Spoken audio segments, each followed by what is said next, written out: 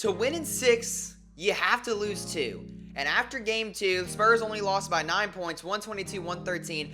I feel much better about their chances to potentially take this series and advance to the NBA Finals because the Spurs played about as badly as they could have in a game like this, where they were up in the series on the road, where Oklahoma City had to get this game to avoid a 0-2 deficit before heading to San Antonio.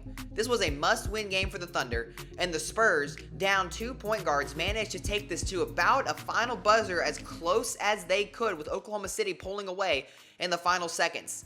That tells me a lot about this Spurs team. Game 1 said a lot, but this one certainly says a lot as well. And now, with the series at 1-1 each, I feel like the Spurs have a huge opportunity to go defend home court in San Antonio. The mission was to get 1.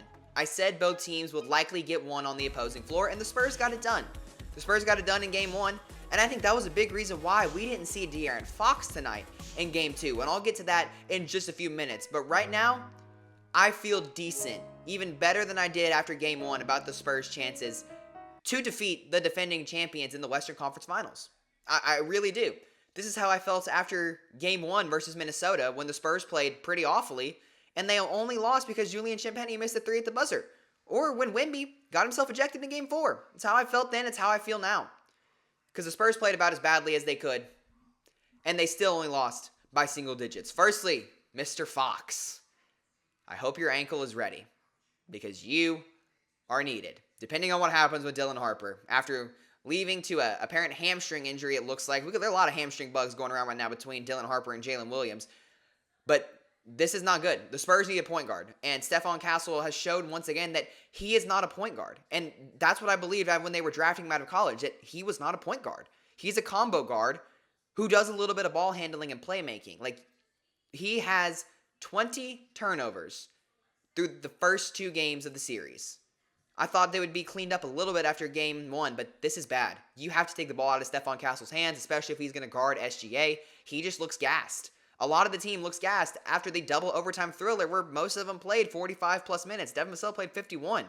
Like, Castle looks gassed, and you have to take something out of his role to have him be at full strength for this entire series, and De'Aaron Fox is needed right now. I thought he would play in Game 2, and now Shams is saying it's a high ankle sprain, which is a lot worse than just some ankle soreness. He was a game-time decision, so I feel like he's probably going to be back in Game 3. But since the Spurs were able to take Game 1 without him, they probably looked at this like, hey, the worst thing that's going to happen is that we're going to go back to San Antonio with home court advantage at 1-1. Let's get you the rest because it's not going to get better with you playing on it. But the Spurs need De'Aaron Fox, or they need Dylan Harper to be ready to go. And with a hamstring injury, it's hard to tell. Jalen Williams for the Thunder, who re-aggravated it tonight, missed a month with a hamstring injury, missed the entire Lakers series, and missed a chunk of that Suns series. So hamstring injuries are no joke. Dylan Harper might be out for a few games. Who knows? I mean, if the Spurs lose the series, that could be it for him. So you really need De'Aaron Fox back. Devin Vassell had a much better game shooting the ball than he did in Game 1. Started out slow, but then got it going, and was a big reason why the Spurs were in that game in the second half. He's been big, and he's continued to be big. Hit a lot of big shots when he was asked to. And he's making a lot of those little defensive plays that are helping the Spurs stay in games. But his counterpart, Julian Champagnie, is almost just running cardio out there. Sure, he is rebounding the basketball well and playing some solid defense at times, but if he's not hitting threes, man, you can make an argument that Carter Bryant should be in the game, because if he's not hitting threes, I mean, it's hard for him to be out there on the offensive end. He's been struggling. And he also made some bad decisions with the basketball as well. And that's the biggest vocal point of this game, is turnovers. 21 turnovers. I got nothing.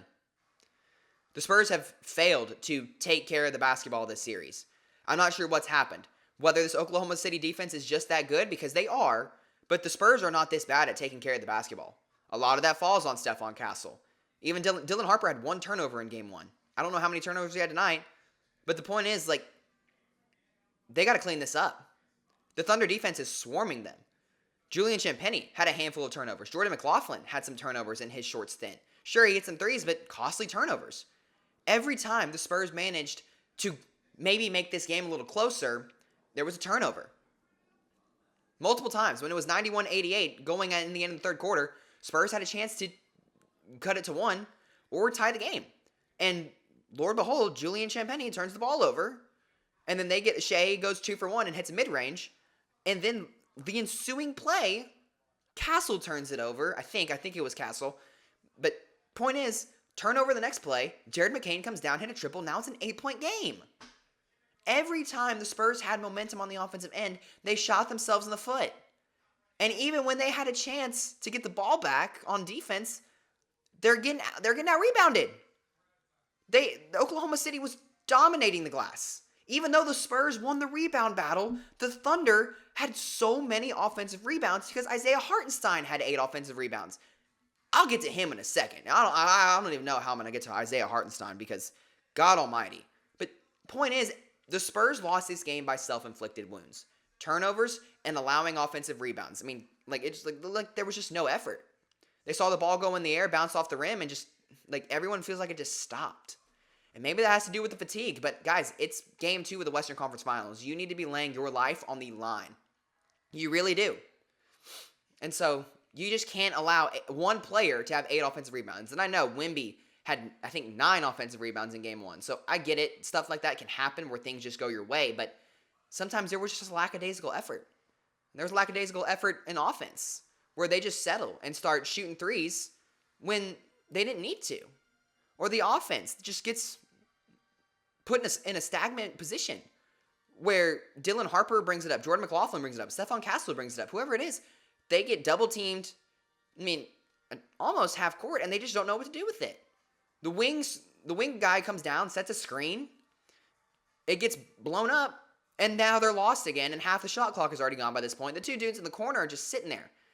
This no movement, slow-paced, half-court offense is not going to work against this team. The Spurs have been a team all season that thrives off their transition and their fast guard play. Now you don't know if you're going to have that in Game 3, but that's where the Spurs have made their bread and butter all season. It's getting out in transition, and they're not doing that as of lately. They're just not. And you have to do that. You can't let this Thunder defense get set because they are better than Minnesota defensively, and Minnesota is an amazing defensive team. Now, let's get to something that just really changed the entire vibe of this game. The officiating. I actually was pretty pleased with the officiating of Game 1. It feels like the fine line was found between, real fouls and letting them play. This was just different. It feels like there was a Spurs whistle almost every time. And some people can say, the Spurs shot the same amount of free throws. But when you look at all of the missed calls that the Thunder are getting away with. I look at Isaiah Hartenstein grabbing Victor Wembanyama on a contest. This was called a foul on Victor. Or I look at Isaiah Joe, who just loses his ability to stand. I don't know. I got nothing. I genuinely have nothing on this. Or Isaiah Hartenstein, once again, yanking Stephon Castle's hair. His head's backwards. The ref is watching this. I don't know what we're doing. Not being said, once again, Isaiah Hartenstein trying to link your arms with partner the whole time with Victor Wembanyama. There's a compilation of it up right now. That was why Wemby threw an elbow against Naz Reid. It's because of stuff like this. Someone has to put an end to this. Someone has to hold the officials accountable. Someone has to say something. Adam Silver saw the record for 9.2 million viewers in a Western Conference Finals game and said, we're extending the series. He made sure of it.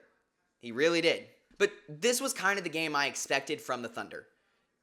Backs against the walls, in your home court, after losing Game 1 on Shea MVP night. I figured that the Thunder were probably going to win this game. And so SGA was much better than he was in Game 1, and that was something I expected. I was like, he's not going to shoot 7 of 23 again.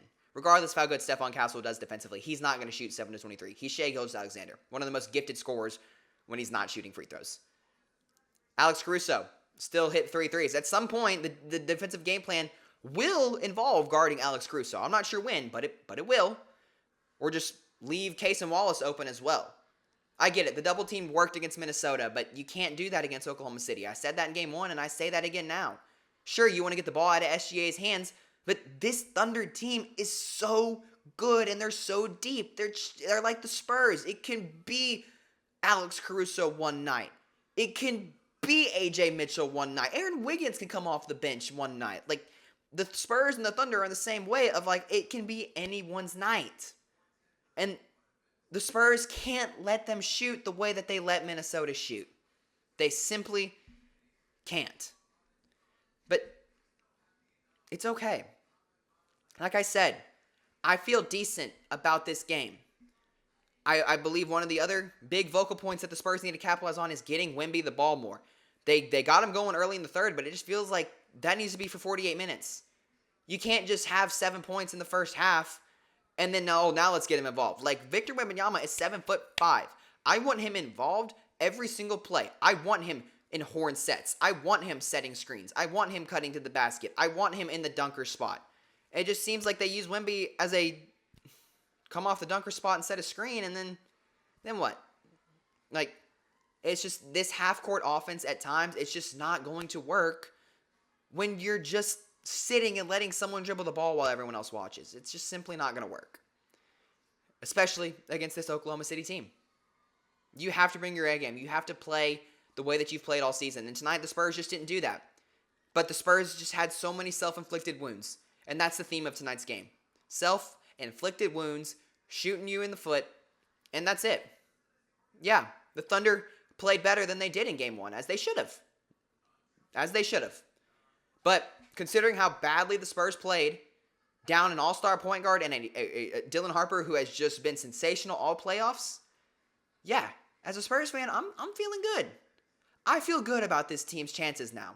I feel even better than I did.